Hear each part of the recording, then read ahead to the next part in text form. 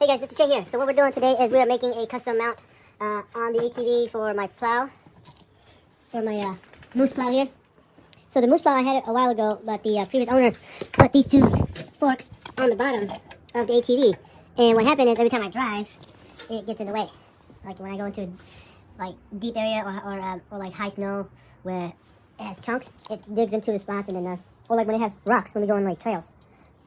So what I'm going to do is I'm going to attempt to put the mount right in front under the winch. Okay, put the mount under the winch. And I'll show you what I'm doing.